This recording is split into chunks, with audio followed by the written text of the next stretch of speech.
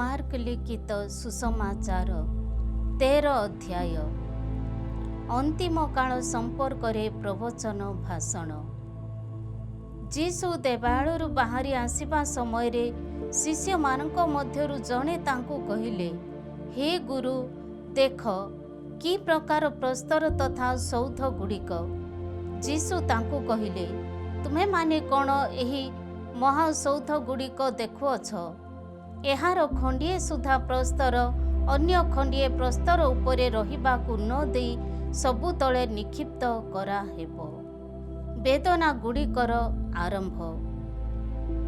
ଏହାପରେ ସେ ଅଲିଭେଟ ପର୍ବତ ଉପରେ ଦେବାଳୟ ସମ୍ମୁଖରେ ଉପବିଷ୍ଟ ହୁଅନ୍ତେ ପିତର, ଯାକୋବ, ଜହନ ଓ ଆନ୍ଦ୍ରୁ ଏକାନ୍ତରେ ତାଙ୍କୁ ପଚାରିଲେ, ଏ ସମସ୍ତ କେବେ ଘଟିବ ଓ ଏତାଦୃଶ୍ୟ ଘଟଣାର ପୂର୍ବ ଲକ୍ଷଣ ବା କ'ଣ? ତାହା ଆମ୍ଭମାନଙ୍କୁ ବିଦିତ କରାଅ। ଯୀଶୁ ସେମାନଙ୍କୁ କହିଲେ, କେହି ତୁମମାନଙ୍କୁ ଭୁଲାଇ ନ ଦେବା ପାଇଁ ସାବଧାନ ହୁଅ। ମୁଁ ହିଁ ସେ ବୋଲି କହି ଅନେକେ ମୋ ନାମରେ ଆସିବେ ଏବଂ ବହୁ ଲୋକଙ୍କୁ ବିଭ୍ରାନ୍ତ କରାଇବେ। ଯୁଦ୍ଧର କଥା ତଥା ଯୁଦ୍ଧର ଗୁଜବ ଶୁଣି ବିଚଳିତ ହୁଅ ନାହିଁ। ଏ ସମସ୍ତ ଅବଶ୍ୟ ଘଟିବ, କିନ୍ତୁ ଅବସାନ ସମୟ ତଥାପି ଆସି ଉପଗତ ହୋଇନାହିଁ। ଜାତି ବିରୁଦ୍ଧରେ ଜାତି ଓ ରାଜ୍ୟ ବିରୁଦ୍ଧରେ ରାଜ୍ୟ ସଂଗ୍ରାମ କରିବ। ବହୁ ସ୍ଥାନରେ ଭୂକମ୍ପ ତଥା ଦୁର୍ଭିକ୍ଷ ହେବ, କିନ୍ତୁ ଏ ସମସ୍ତ ସଙ୍କଟର ଆରମ୍ଭ ମାତ୍ର। କିନ୍ତୁ ତୁମେମାନେ ନିଜ ବିଷୟରେ ସତର୍କ ଥାଅ, କାରଣ ଲୋକେ ତୁମକୁ ମହାସଭା ସମ୍ମୁଖରେ ସମର୍ପି ଦେବେ ଓ ମହାସଭାସ୍ଥଳୀରେ ତୁମମାନଙ୍କୁ ପ୍ରହାର କରିବେ। ଶାସକ ତଥା ରାଜମାନଙ୍କ ସମ୍ମୁଖରେ ମୋ ଯୋଗୁଁ ସାକ୍ଷ୍ୟ ଦେବା ନିମନ୍ତେ ତୁମମାନଙ୍କୁ ଠିଆ ହେବାକୁ ପଡ଼ିବ। କିନ୍ତୁ ପ୍ରଥମେ ସମସ୍ତ ଜାତି ମଧ୍ୟରେ ସୁସମାଚାର ପ୍ରଚାରିତ ହେବା ଆବଶ୍ୟକ। ବିଚାର ସକାଶେ ଲୋକେ ତୁମମାନଙ୍କୁ ସମର୍ପି ଦେବା ପାଇଁ ଘେନି ଯିବା ବେଳେ କ'ଣ କହିବାକୁ ହେବ ଭାବି ପୂର୍ବରୁ ଉତ୍କଣ୍ଠାକୁଳ ହୁଅ ନାହିଁ। ବରଂ ସେହି ସମୟରେ ତୁମମାନଙ୍କୁ ଯାହା ପ୍ରଦତ୍ତ ହେବ ତାହା ହିଁ କହିବ, କାରଣ ତୁମ ପରିବର୍ତ୍ତେ ସ୍ୱୟଂ ପବିତ୍ର ଆତ୍ମା କଥନ କରିବେ। ଭ୍ରାତା ଭ୍ରାତାକୁ ଓ ପିତା ନିଜ ସନ୍ତାନକୁ ମୃତ୍ୟୁ ମୁଖରେ ସମର୍ପଣ କରିବେ। ସନ୍ତାନମାନେ ପିତାମାତାଙ୍କୁ ବିରୋଧ କରି ସେମାନଙ୍କର ମୃତ୍ୟୁ ଘଟାଇବେ। ମୋର ନାମ ନିମନ୍ତେ ସମସ୍ତେ ତୁମମାନଙ୍କୁ ଘୃଣା କରିବେ, କିନ୍ତୁ ଅବସାନ ସମୟ ପର୍ଯ୍ୟନ୍ତ ଯିଏ ସହନଶୀଳ ହୋଇ ଅଟଳ ରହିବ ସେ ପରିତ୍ରାଣ ଲାଭ କରିବ। ଜେରୁସାଲେମର ଭୟାବହ ଯାତନା। ବିନାଶର ସେହି ଅଶୁଦ୍ଧ ଚିହ୍ନ ଅନୁଚିତ ସ୍ଥାନରେ ଠିଆ ହେବା ତୁମେମାନେ ଯେତେବେଳେ ଦେଖିବ, ସେତେବେଳେ ଜୁଦିଆ ସ୍ଥିତ ଲୋକେ ପର୍ବତାଭିମୁଖରେ ପଳାୟନ କରନ୍ତୁ।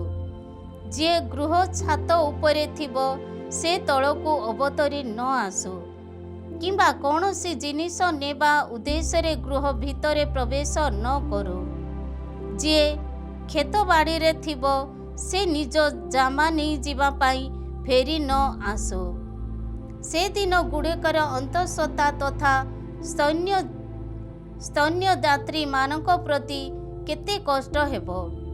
ଶୀତ କାଳରେ ଏହା ନ ଘଟିବା ପାଇଁ ପ୍ରାର୍ଥନା କର, କାରଣ ସେ ଦିନ ଗୁଡ଼ିକରେ ଈଶ୍ୱରଙ୍କର ସୃଷ୍ଟି କର୍ମର ଆରମ୍ଭରୁ ଅତ୍ୟବଧି କେବେ ହେଁ ସଂଘଟିତ ହୋଇ ନଥିବା ଭଳି କଠୋର ଦୁଃଖ କଷ୍ଟ ସମ୍ଭବ ହେବ।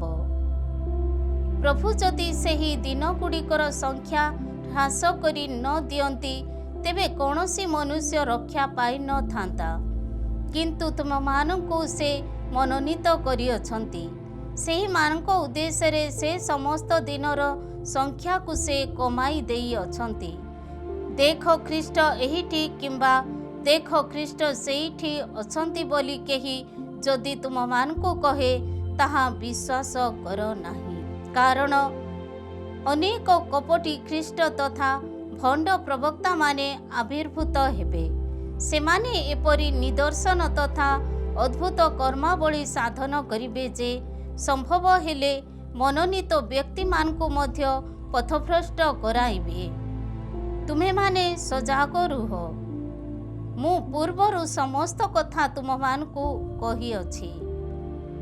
ମନୁଷ୍ୟ ପୁତ୍ରଙ୍କ ଆଗମନ ତଦ୍ରୂପ ଦୁଃଖ କ୍ଲେଶର ପରବର୍ତ୍ତୀ ଦିନ ଗୁଡ଼ିକରେ ସୂର୍ଯ୍ୟ ଅନ୍ଧକାରଚ୍ଛନ୍ନ ହୋଇଯିବ ଓ ଚନ୍ଦ୍ର ଆଲୋକିତ ହେବ ନାହିଁ। ନକ୍ଷତ୍ର ସମୂହ ଆକାଶ ମଣ୍ଡଳରୁ ନିପତିତ ହେବେ ଏବଂ ଆକାଶସ୍ଥ ଶକ୍ତି ସମୂହ ଦଳିତ ହେବେ। ସେତେବେଳେ ମନୁଷ୍ୟ ପୁତ୍ରଙ୍କୁ ମହାପରାକ୍ରମ ତଥା ଗୌରବର ସହ ମେଘ ବାହନରେ ଆଗମନ କରିବା ସେମାନେ ଦେଖିବାକୁ ପାଇବେ।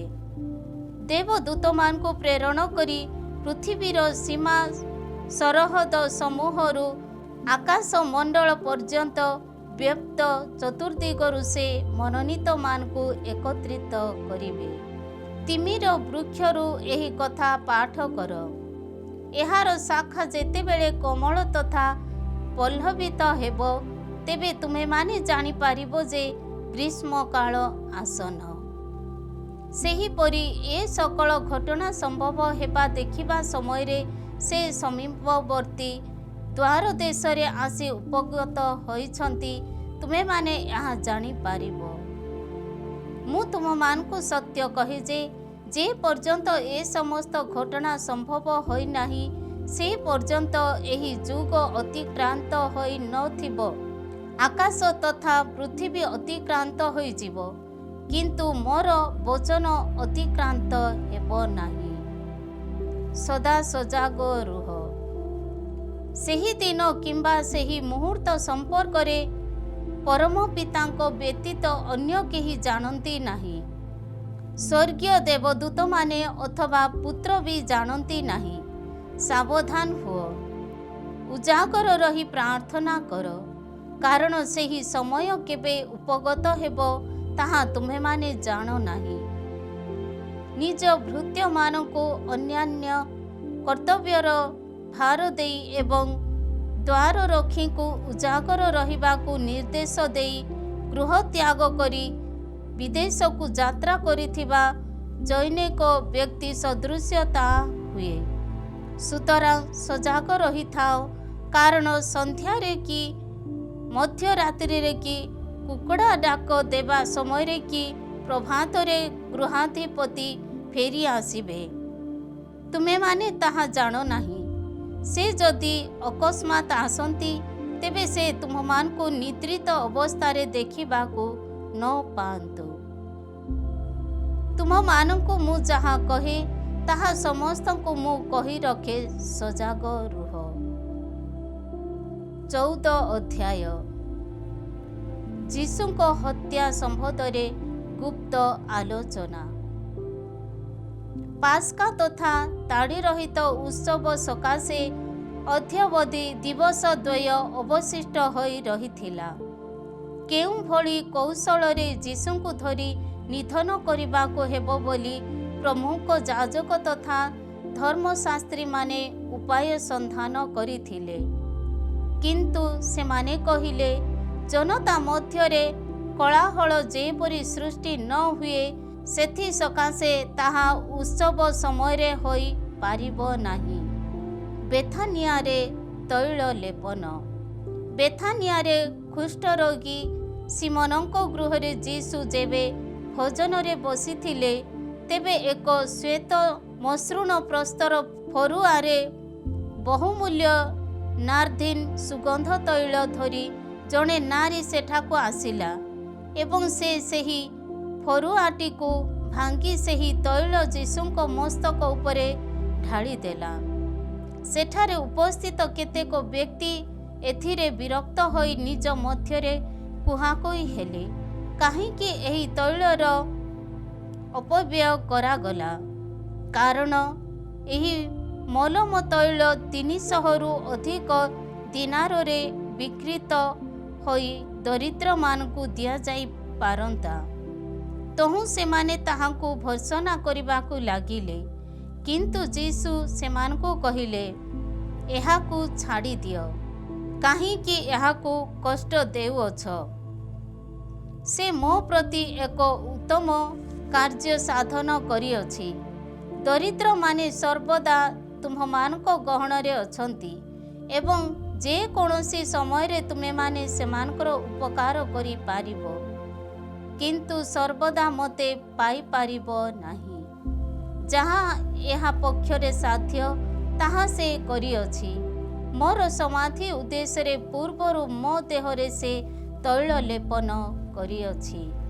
ମୁଁ ତୁମମାନଙ୍କୁ ସତ୍ୟ କହେ, ସମଗ୍ର ଜଗତରେ ଯେଉଁଠାରେ ଏହି ସୁସମାଚାର ଉଦ୍ଘୋଷିତ ହେବ, ସେହିଠାରେ ଏହି ନାରୀର ସ୍ମରଣାର୍ଥେ ତାହାର ଏହି କାର୍ଯ୍ୟକଳାପ ମଧ୍ୟ ପ୍ରଚାରିତ ହେବ। ଜୁଦାସଙ୍କ ବିଶ୍ୱାସଘାତକତା।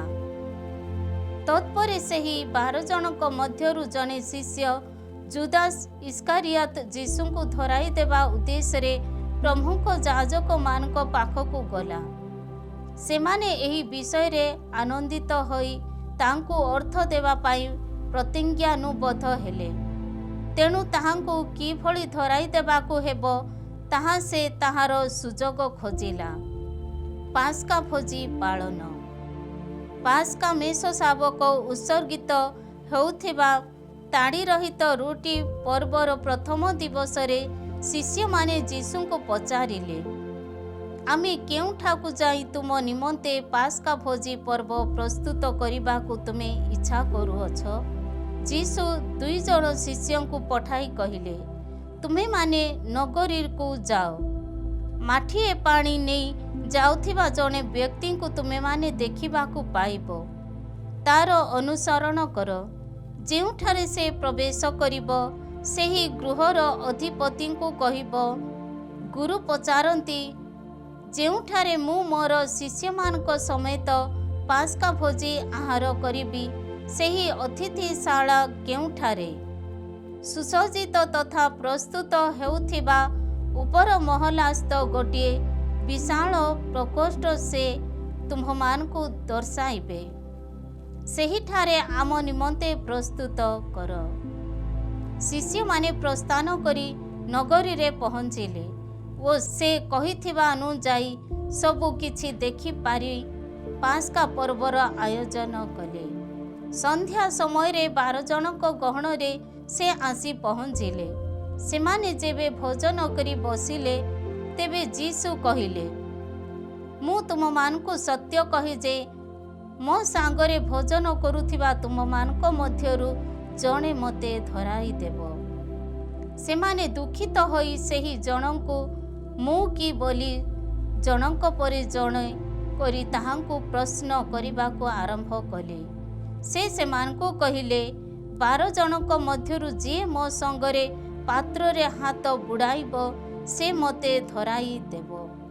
ମନୁଷ୍ୟ ପୁତ୍ରଙ୍କ ସମ୍ପର୍କରେ ଯେପରି ଲିପିବଦ୍ଧ ହୋଇଛି, ସେ ତଦନୁଯାୟୀ ଯାଉଛନ୍ତି। କିନ୍ତୁ ଯାହାଦ୍ୱାରା ସେ ସମର୍ପିତ ହେବେ, ସେହି ଲୋକଙ୍କୁ ଧିକ୍। ସେହି ବ୍ୟକ୍ତି ଯଦି ଜନ୍ମ ହୋଇନଥାନ୍ତା, ତେବେ ତା ପାଇଁ ତାହା ବରଂ ଶ୍ରେୟସ୍କର ହୁଅନ୍ତା। ଦିବ୍ୟ ପ୍ରସାଦର ସଂସ୍ଥାପନ। ସେମାନେ ଭୋଜନ କରୁଥିବା ସମୟରେ ଯୀଶୁ ରୁଟି ନେଇ ତାହାଙ୍କୁ ଆଶୀର୍ବାଦ କରି ଭାଙ୍ଗି ସେମାନଙ୍କୁ ଦେଇ କହିଲେ, ଏହା ଗ୍ରହଣ କର, ଏହା ମୋର ଶରୀର। ତତ୍ପରେ ସେ ପାନ ପାତ୍ର ନେଇ କୃତଜ୍ଞତା ଜଣାଇ ସେମାନଙ୍କୁ ଦେଲେ ଓ ସେଥିରୁ ସେ ସମସ୍ତ ପାନ କଲେ। ସେ ସେମାନଙ୍କୁ କହିଲେ, ଏହା ନୂତନ ବ୍ୟବସ୍ଥାର ମୋର ରୁଧିର, ଯାହା ଅନେକଙ୍କ ନିମନ୍ତେ ଢାଳି ଦିଆଯିବ। ମୁଁ ତୁମମାନଙ୍କୁ ସତ୍ୟ କହେ, ଯେ ପର୍ଯ୍ୟନ୍ତ ମୁଁ ଈଶ୍ୱରଙ୍କ ରାଜ୍ୟରେ ନୂତନରେ ପାନ ନ କରେ, ସେହି ଦିବସ ପର୍ଯ୍ୟନ୍ତ ଦ୍ରାକ୍ଷାଫଳର ରସ ମୁଁ ପୁନରାୟ ପାନ କରିବି ନାହିଁ। ପିତରଙ୍କ ଅସ୍ୱୀକାରର ପ୍ରବଚନ। ସ୍ତବଗାନ କଲାପରେ ସେମାନେ ଅଲିଭେତ ପର୍ବତ ଅଭିମୁଖରେ ପ୍ରସ୍ଥାନ କଲେ। ଯୀଶୁ ସେମାନଙ୍କୁ କହିଲେ, ତୁମେ ସମସ୍ତେ ମୋ ବିଷୟରେ ସ୍ଖଳିତ ହେବ, କାରଣ ଲିପିବଦ୍ଧ ହୋଇଛି, ମୁଁ ମେଷପାଳକଙ୍କୁ ଆଘାତ କରିବି ଓ ମେଷଗୁଡ଼ିକ ଚତୁର୍ଦିଗରେ ବିକ୍ଷିପ୍ତ ହେବେ। କିନ୍ତୁ ମୃତ୍ୟୁତୀର୍ଥ ହେବା ପରେ ମୁଁ ତୁମମାନଙ୍କ ପୂର୍ବରୁ ଗାଲିଲୀକୁ ଯାତ୍ରା କରିବି। ପିତର ତାଙ୍କୁ କହିଲେ, ସମସ୍ତେ ସ୍ଖଳିତ ହେଲେ ବି ମୁଁ ହେବି ନାହିଁ। ଯୀଶୁ ତାଙ୍କୁ କହିଲେ, ମୁଁ ତୁମକୁ ସତ୍ୟ କହେ, ଆଜି ରାତିରେ 2 ବାର କୁକୁଟ ରାବ ଦେବା ପୂର୍ବରୁ ତୁମେ ମୋତେ 3 ବାର ଅସ୍ୱୀକାର କରିବ। ସେ ପୁଣି ଦୃଢ଼ ଭାବରେ କହିଲେ, ତୁମ ସହ ମୃତ୍ୟୁବରଣ କରିବାକୁ ହେଲେ ସୁଦ୍ଧା ମୁଁ ତୁମକୁ ଅସ୍ୱୀକାର କରିବି ନାହିଁ। ସେହିଭଳି ଭାବେ ସମସ୍ତେ କହିଲେ। ଗେତ୍ସେମନୀରେ ଯୀଶୁଙ୍କ ପ୍ରାର୍ଥନା। ଗେତ୍ସେମନୀ ନାମରେ ଅଭିହିତ ଏକ ସ୍ଥାନରେ ସେମାନେ ଆସି ପହଞ୍ଚିଲେ। ସେ ନିଜ ଶିଷ୍ୟମାନଙ୍କୁ କହିଲେ, ଯେ ପର୍ଯ୍ୟନ୍ତ ମୁଁ ପ୍ରାର୍ଥନା କରିବି ସେ ପର୍ଯ୍ୟନ୍ତ ତୁମେମାନେ ଏହିଠାରେ ବସିଥାଅ। ପିତର, ଯାକୋବ ଓ ଜହନଙ୍କୁ ସଙ୍ଗରେ ନେଇ ସେ ବ୍ୟାକୁଳିତ ତଥା ଭୟକାତର ହେବାକୁ ଲାଗିଲେ। ସେ ସେମାନଙ୍କୁ କହିଲେ, ଅତ୍ୟଧିକ ଦୁଃଖ ଯୋଗୁଁ ମୋର ଆତ୍ମା ମୃତ୍ୟୁ ପ୍ରାୟ ସଦୃଶ୍ୟ ହୋଇଛି। ତୁମେମାନେ ଏହିଠାରେ ରହି ଉଜାଗର ରୁହ। ଅଳ୍ପ କିଛି ଦୂରକୁ ଯାଇ ସେ ଭୂତଳେ ପଡ଼ି ଯଦି ସାଧ୍ୟ ହୁଏ ତେବେ ଏହି ମୁହୂର୍ତ୍ତ ତାହାଙ୍କ ପାଖରୁ ଅତିକ୍ରାନ୍ତ କରାଇବାକୁ ସେ ପ୍ରାର୍ଥନା କଲେ। ସେ କହିଲେ, ଆବା ପିତା, ତୁମ ପ୍ରତି ସବୁ ସାଧ୍ୟ। ଏହି ପାନ ପାତ୍ର ମୋ ନିକଟରୁ ନେଇଯାଅ। ତଥାପି ମୋର ଇଚ୍ଛା ନୁହେଁ, ବରଂ ତୁମର ଅଭୀଷ୍ଟ ପୂର୍ଣ୍ଣ ହେଉ। ପରେ ସେ ଆସି ସେମାନଙ୍କୁ ନିଦ୍ରିତ ଥିବା ଦେଖି ପିତରଙ୍କୁ ପଚାରିଲେ, ସିମୋନ, ତୁମେ କ'ଣ ନିଦ୍ରା ଯାଇଅଛ? ଘଣ୍ଟାଟିଏ ସୁଦ୍ଧା କ'ଣ ଜାଗ୍ରତ ରହିପାରିଲ ନାହିଁ? ପ୍ରଲୋଭନରେ ନ ପଡ଼ିବା ପାଇଁ ସଜାଗ ରହି ପ୍ରାର୍ଥନା କର। ଯଦିଓ ଆତ୍ମା ଉତ୍ସୁକ ଥାଏ ତଥାପି ଶରୀର ଦୁର୍ବଳ। ସେ ପୁନରାୟ ପ୍ରସ୍ଥାନ କରି ସେହି ଗୋଟିଏ ମାତ୍ର ପ୍ରବଚନ କହି ପ୍ରାର୍ଥନା କଲେ। ଫେରି ଆସି ସେ ସେମାନଙ୍କୁ ନିଦ୍ରିତ ହେଉଥିବା ଦେଖିଲେ, କାରଣ ସେମାନଙ୍କର ଚକ୍ଷୁ ନିଦ୍ରାରେ ଭାରାକ୍ରାନ୍ତ ହୋଇଥିଲା। ତାହାକୁ କେଉଁ ଉତ୍ତର ଦେବେ ତାହା ସେମାନେ ଜାଣିଲେ ନାହିଁ। ସେ ତୃତୀୟ ବାର ଆସି ସେମାନଙ୍କୁ କହିଲେ, ତୁମେମାନେ କ'ଣ ଅଦ୍ୟାବଧି ଶୋଇ ବିଶ୍ରାମ ନେଉଅଛ? ଯଥେଷ୍ଟ ହେଲା, ସମୟ ଆସନ୍ନ। ମନୁଷ୍ୟପୁତ୍ର ପାପୀମାନଙ୍କ ହସ୍ତରେ ସମର୍ପିତ ହେବାକୁ ଯାଉଛନ୍ତି। ଉଠ, ଆମେ ଚାଲିଯିବା। ଯିଏ ମୋତେ ଧରାଇଦେବ ସେ ସମାଗତ। ଜୁଦାସଙ୍କ ବିଶ୍ୱାସଘାତକତା। ସେ ଏହିପରି କହୁଥିବା ସମୟରେ 12 ଜଣଙ୍କ ମଧ୍ୟରୁ ଜଣେ ଶିଷ୍ୟ ଜୁଦାସ ସେଠାରେ ଆସି ପହଞ୍ଚିଲା। ପ୍ରମୁଖ ଯାଜକ, ଧର୍ମଶାସ୍ତ୍ରୀ ତଥା ବୟୋଜ୍ୟେଷ୍ଠମାନଙ୍କ ପାଖରୁ ତରବାରୀ ତଥା ଯଷ୍ଟିଗୁଡ଼ିକ ଧାରଣକାରୀ ଏକ ଜନତା ମଧ୍ୟ ତା ଗହଣରେ ଆସିଲେ। ସେହି ବିଶ୍ୱାସଘାତକ ସେମାନଙ୍କୁ ଏହି ସଙ୍କେତ ଦେଇ କହିଥିଲା, ଯାହାକୁ ମୁଁ ଚୁମ୍ବନ ଦେବି ସେ ସେହି ଲୋକ। ତାହାଙ୍କୁ ଧରି ନିର୍ବିଘ୍ନରେ ନେଇଯାଅ। ସେ ଯୀଶୁଙ୍କ ସମୀପକୁ ଆସି ହେ ଗୁରୁ ବୋଲି ସମ୍ବୋଧନ କରି ତାହାଙ୍କୁ ଚୁମ୍ବନ ଦେଲା। ସେମାନେ ହସ୍ତ ବିସ୍ତାର କରି ତାହାଙ୍କୁ ଧରିଲେ।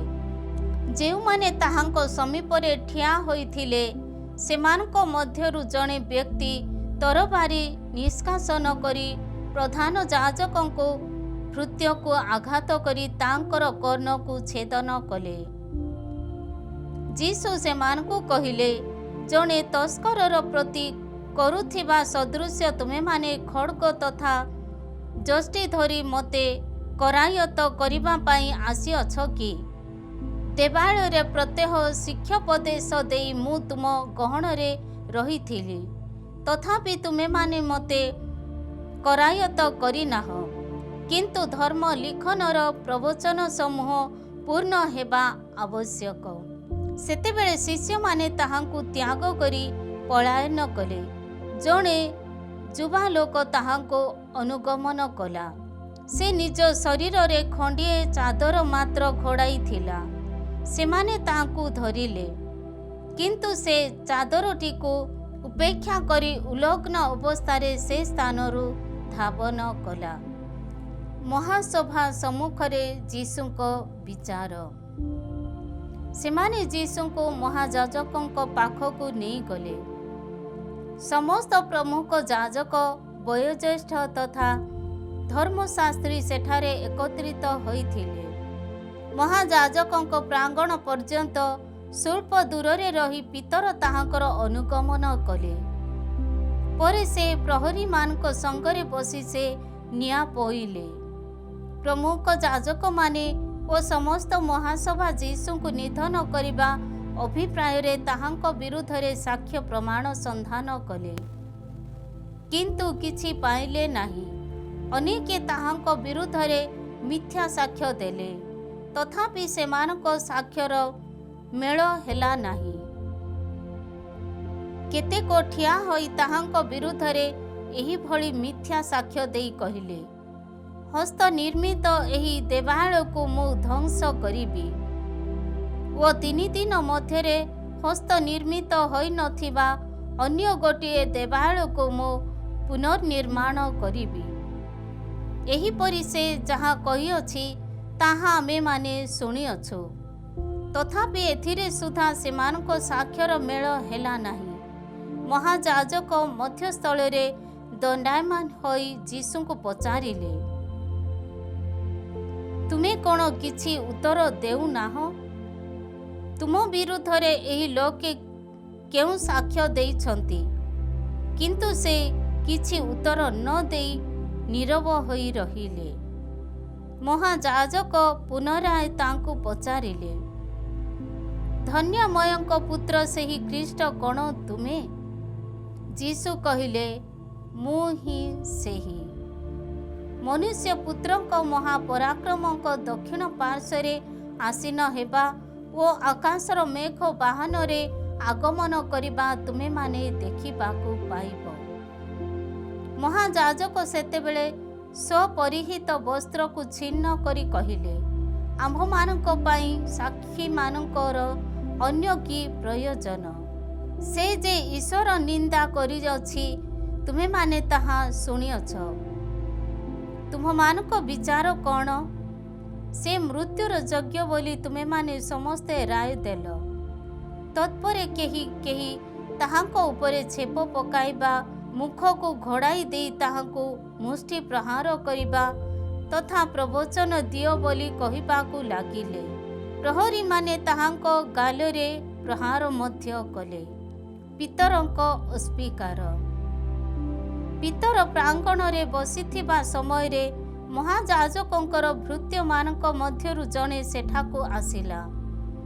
ପିତରଙ୍କୁ ନିଆଁ ପୋଉଥିବା ଦେଖି ତାଙ୍କୁ ନିରୀକ୍ଷଣ କରି ସେ କହିଲା, ତୁମେ ମଧ୍ୟ ନାସରୀତୀୟ ଯୀଶୁଙ୍କ ଗହଣରେ ଥିଲ। କିନ୍ତୁ ସେ ଅସ୍ୱୀକାର କରି କହିଲେ, ତୁମେ କ'ଣ କହୁଛ ତାହା ମୁଁ ଜାଣେ ନାହିଁ କିମ୍ବା ବୁଝୁନାହିଁ। ଏହାପରେ ସେ ଦ୍ୱାର ଦେଶକୁ ଚାଲିଗଲେ। ସେହି ଭୃତ୍ୟ ତାଙ୍କୁ ପୁନରାୟ ଦେଖି ସମୀପରେ ଦଣ୍ଡାୟମାନ ଲୋକଙ୍କୁ କହିଲା, ଏହି ଲୋକଟି ସେମାନଙ୍କ ମଧ୍ୟରୁ ଜଣେ। ସେ ପୁନଶ୍ଚ ତାହା ଅସ୍ୱୀକାର କଲେ। ସ୍ୱଳ୍ପ ସମୟ ପରେ ସେଠାରେ ଠିଆ ହୋଇଥିବା ଲୋକେ ପିତରଙ୍କୁ କହିଲେ, ବାସ୍ତବରେ ତୁମେ ସେମାନଙ୍କ ମଧ୍ୟରୁ ଜଣେ, କାରଣ ତୁମେ ଜଣେ ଗାଲିଲୀୟ। କିନ୍ତୁ ସେ ନିଜକୁ ଧିକ୍କାର ଦେଇ ଶପଥ କରି କହିବାକୁ ଲାଗିଲେ, ତୁମେମାନେ ଯାହାଙ୍କ ସମ୍ବନ୍ଧରେ କହୁଅଛ ମୁଁ ତାହାଙ୍କୁ ଚିହ୍ନେ ନାହିଁ। ତତ୍କ୍ଷଣାତ୍ କୁକୁଟ ଦ୍ୱିତୀୟ ବାର ରାବ ଦେଲା।